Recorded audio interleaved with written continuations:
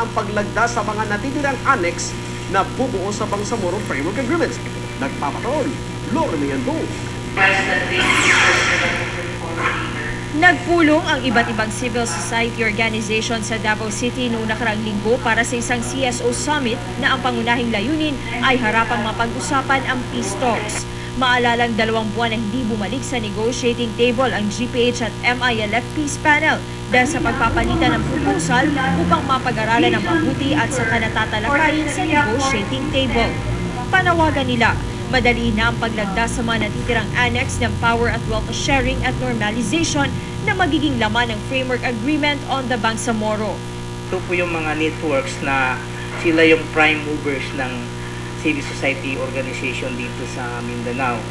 At the end of the 2-day summit, the CSO issued a joint statement calling for immediate signing and implementation of the comprehensive peace agreement between the government and the MILF. Tiwala naman ng mga civil society organization na gagawin ni Pangulong Noynoy Aquino ang kanyang makakaya upang matapos na ang FAB bago pa man ito bababa sa pwesto sa 2016.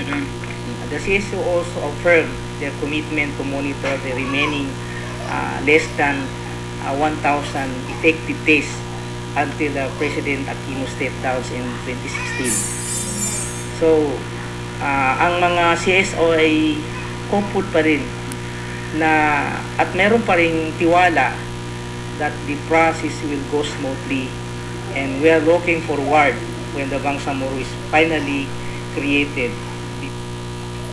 Ipinaabot na ng mga civil society organization na dumalo sa CSO Summit sa Davao City ang kanilang position papers sa gobyerno at MILF. At umaasa na bago magtapos ang termino ni Pangulong Noynoy Aquino ay lumagda na sa pinal na kasunduan ang magkabilang panig. Lore May Andong, patrol ng Pilipino sa Central Mindanao.